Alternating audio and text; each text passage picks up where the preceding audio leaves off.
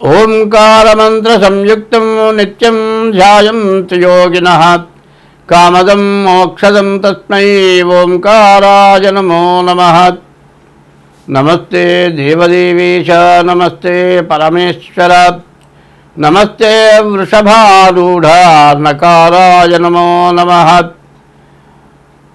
మహాదేవం మహాత్మానం మహాపాతకనాశనం మహాపాపహరం వందే మకారాయ నమో నమః. శివం శాంతం జగన్నాథం లోకానుగ్రహకారణం శివమేకపరం నిత్యం శకశికారాయ నమో నమః. వాహనం వృషభో యశ్చ వాసుకీ కంఠభూషణం వామే శక్తిధరం వందే వకారాయ నమో నమః. యత్ర కుత్ర స్థితం దేవం యత్ర కుత్ర స్థితం దేవం యత్ర కుత్ర స్థితం దేవం శికారాయ నమో నమః.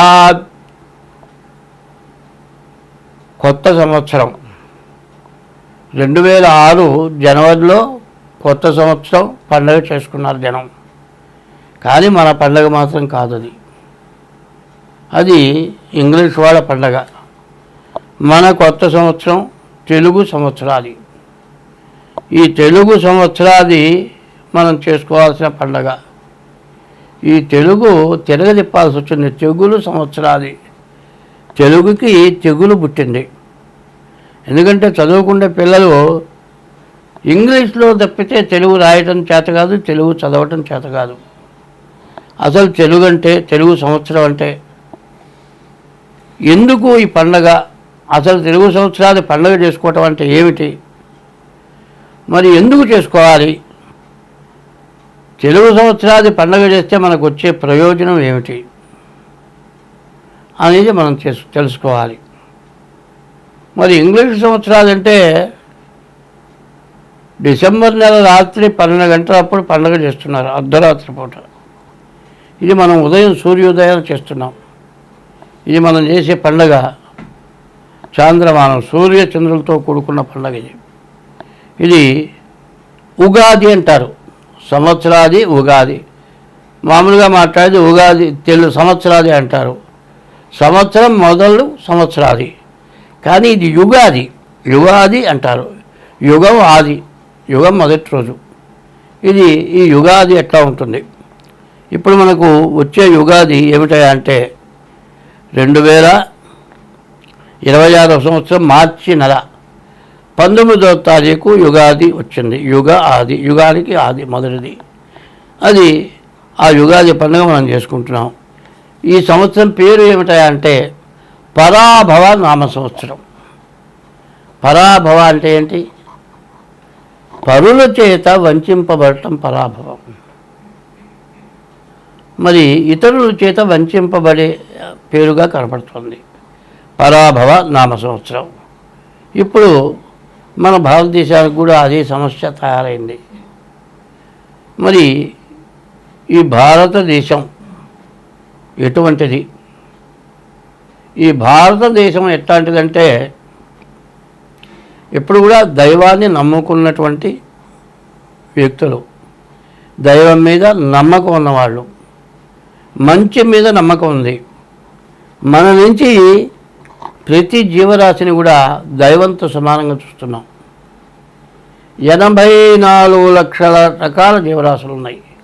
ఈ 84 లక్షల జీవరాశుల్లో కూడా ఆకాశంలో తిరిగేవి 21 లక్షలు, భూమిపైన చెట్లతో సహా 21 లక్షలు, భూమిలో లోపల 21 లక్షలు, సముద్రంలో 21 లక్షలు, 421 84 లక్షల జీవరాశులు.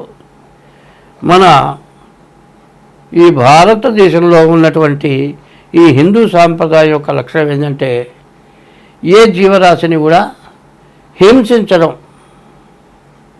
మన ధర్మం కాదు. హింసకి దూరంగా ఉండటమే మన ధర్మం. మరి హింసకి దూరంగా ఉండటం అనేది శాకాహారం తింటమే జరుగుతుంది. శాకాహారం కూడా ఒక రకంగా హింస. ఎందుకంటే ఒక పండు ఉంది, దాని విత్తనం వేస్తే మొక్క వస్తుంది. మొక్క వచ్చిందంటే జీవం ఉన్నట్టే.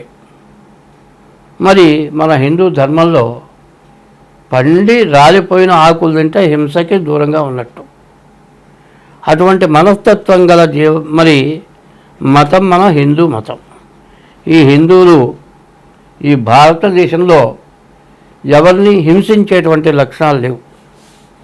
ఎవరిని ఎందు ద్వేషం లేకుండా ఉంటాం. అందరితో మతం అంటే సమ్మతము మతము. ఈ సమ్మతం అంటే అందరితో కలిసి ఉండటమే సమ్మతం. ఎవరితో కూడా విడిగా ఉండకపోవటమే సమ్మతం. ఈ మతం యొక్క స్వభావం ఎవరి యందు ద్వేషం లేదు. అట్లా ఉండబట్టి మన భారతదేశంలో అన్ని దేశాల వాళ్ళు, ప్రపంచ దేశాల్లో ఉన్నటువంటి వాళ్ళు, మన మతం కాని వాళ్ళు, అనేక రకాల మతస్థులు, అనేక రకాల భాష ఉన్నవాళ్ళు అందరూ కూడా మన హిందూ దేశంలో జీవిస్తూ ఉన్నారు. వాళ్ళందరూ కూడా ఉండటానికి, జీవించడానికి అవకాశం మనం ఇచ్చాం. ఎవరైందు ద్వేషం లేకుండా ఉన్నాం. కానీ ఈ ఉగాది సంవత్సరం ఎట్లా ఉంది అనేది మనం చెప్పుకోవాలి. ఎందుకంటే ఎటువంటి కష్టాన్నైనా సరే ఓర్చడం మన హిందూ మతం యొక్క సమ్మతం. ఎట్లా ఉంది అంటే మన దేశానికి వచ్చి, ఇక్కడ జీవితం బతకడానికి వచ్చి, మన మీద మనల్ని ఇబ్బంది పెట్టి, మన పరిపాలన పోగొట్టి వాళ్ళ పరిపాలన వచ్చి మనల్ని హింసించినా కూడా వాళ్ళని ద్వేషించలే మనం. కానీ ఎవరు ఎంతమంది మనల్ని ఇబ్బంది పెట్టినా చివరికి వాళ్ళ తప్పు వాళ్ళు తెలుసుకునేటట్టుగా చేసిన మతమే ఈ హిందూ మతం. ఈ మతం యొక్క లక్ష్యం ఇది. ఈ హిందూ మతంలో యుగాది సంవత్సరం, ఈ యుగాది అనేది ఎట్లా ఉంది, ఈ యుగాదికి ఏం చేయాలి, ఈ యుగాది ఎట్లా చేయాలి? శ్రీకళ్యాణ గుణావహం. అందరూ ఏ మతస్థులు కానీ ఎవరైనా కానీ అందరూ సుఖంగా సంతోషంగా ఉండటం, ఆనందంగా ఉండటం. ఆనందం కలగాలంటే వాళ్ళ ఇంట్లో ఏదో మంచి కార్యం, ఓ పిల్లవాడు పుట్టడం, ఓ పెళ్ళి జరగటం, లేకపోతే ఉద్యోగం రావటం, ఏదో ఒక ఆనందమైంది, అది కళ్యాణం. శ్రీకళ్యాణ గుణావహం. రిపుహరం, మనకు శత్రుత్వం లేకుండా అందరితో ఉండటం, రిపుహరం. దుస్వప్న దోషాపహం, మనకు కళలు వస్తుంటాయి రాత్రిపూట. ఆ వచ్చిన కళ ఎట్లా ఉంటుందంటే నిద్ర లేచి మెళుకు వచ్చిన తర్వాత కూడా నిజంగా జరిగినట్లే. ఎట్లా ఉంటుంది, మన ఇంట్లో ఎవరో వాళ్ళు చచ్చిపోయినట్టుగా కళ వచ్చిందనుకోండి, లేచిన తర్వాత వాళ్ళని చూసిన దాకా కూడా వాళ్ళు బతుకుని లేదు చచ్చిపోయినారనుకుంటాం, అంత భయపడతాం. దుస్వప్న దోషాపహం. గంగా స్నాన విశేష పుణ్యఫలం. ఈ ఉగాది రోజున గంగా స్నానం చేసిన ఫలితం రావాలి. గోదాన తుల్యం రుణం. దూడతో కూడిన గోవును దానం ఇచ్చిన ఫలితం వస్తుంది. ఈ ఉగాది రోజున ఎటువంటిది మనకు శుభకార్యాలు జరుగుతాయి. తర్వాత గంగా స్నానం చేసిన విశేషమైన పుణ్యం వస్తుంది. గోవుని దానం చేసిన ఫలితం వస్తుంది. ఆయుష్ పెరుగుతుంది. ఆయుర్వృద్ధికరం, శుభకరం. మంచి సంతానం కలుగుతారు. సంతాన సంపత్ప్రదం. నానాశాస్త్ర సుసాధనం. అనేక శాస్త్రాలు ఉన్నాయి. ఏ ఒక్క శాస్త్రం పూర్తిగా చదవటం కూడా చాలా కష్టం. ఈ యుగాది రోజున నానా శాస్త్రాలు చదివినంత ఫలం వస్తుంది. ఈ సంవత్సరాది పండుగ చేస్తే సముచితం పంచాంగం ఆకర్ణ్యతాం. ఈ పంచాంగం వింటే ఇవన్నీ వస్తాయి. ఈ పంచాంగం ఎట్లా ఉంటుంది మరి? తిథి, వారం, నక్షత్రం, యోగం, కరణం, ఈ 5 కలిసి పంచాంగం. ఈ పంచాంగ శ్రవణం ఈ సంవత్సరాది పండుగ రోజున మనం చేస్తున్నాం. ఈ సంవత్సరాది పండుగ ఎందుకు చేస్తున్నాము అనేది ఇట్లా చేసినట్లయితే మనకు ఏ గ్రహ దోషాలు ఉన్నా కూడా ఈ దోషాలన్నీ మనకు పోతాయి. అయితే ఈ పండుగ రోజు మన ఇష్టదైవాన్ని పూజిస్తున్నాం. పూజించి వేప పూతతోటి ప్రసాదం చేస్తున్నాం. ఈ వేప పూత తీసుకొచ్చి వేప పూత, మామిడికాయ, మరి చింతపండు రసం లేకపోతే తేనె, మరి మామిడికాయ వేపపూత, చింతపండు, తేనె, బెల్లం, ఇవన్నీ కూడా 5 రకాలు. చేదు, పులుపు, వగరు, తీపి. మరి ఈ 5 రకాలు షడ్రుచులు అంటారు. 6 రుచులు. ఇందులో నీళ్లు కూడా కలుస్తున్నాయి. 6 రుచుల పదార్థాలను పెట్టి నివేదన పెట్టి దేవుడికి ఆ ప్రసాదం మన నోట్లో వేసుకున్నాం. ఆ నోట్లో వేసుకుని జల్లు అంటుంది ఒళ్ళు. ఎందుకంటే ఎటువంటి కష్టానికి ఎటువంటి సుఖానికి కూడా దడవకుండా మేము ముందుకు వెళ్తాము అని చెప్పుకోవటానికి ఈ వేపపూత ప్రసాదం, దేవుడు పూజ చేసి వేపపూత ప్రసాదం తింటున్నాం. అయితే ఈ సంవత్సరం ఫలితం ఏమిటి మనం తెలుసుకోవాలి. ఎందుకంటే 2025 నుంచి ఎక్కువగా పాపగ్రహాల యొక్క ఆధిపత్యం ఎక్కువ ఉంది. నవనాయకులు అన్నారు. సూర్యుడి దగ్గర నుంచి కేతువు వరకు 9 మంది గ్రహాలు. ఈ 9 గ్రహాల్లో పాపగ్రహాల యొక్క బలం ఎక్కువగా ఉంది. అంటే దానివల్ల ఏమిటంటే దుర్మార్గుల యొక్క బలం ఎక్కువగా ఉంది, మంచివాళ్ళ యొక్క బలం తక్కువగా ఉంది. దుర్మార్గుల బలానికి మంచివాళ్ళు లొంగిపోవాల్సి వస్తుంది, ఎన్నో కష్టాలు పడాల్సి వస్తుంది. ఇట్లా జరగడానికి కారణం ఏమిటో మనం ముందుగా తెలుసుకుందాం. ఇప్పుడు గురువారం 2026 మార్చి నెల 19వ తారీఖు గురువారం రోజు యుగాది వచ్చింది. ఏ వారం వచ్చిందో ఆ వారం గురువుకి సంబంధించిన వారం కాబట్టి గురువు రాజు అయినాడు. తర్వాత మంత్రి కుజుడైనాడు.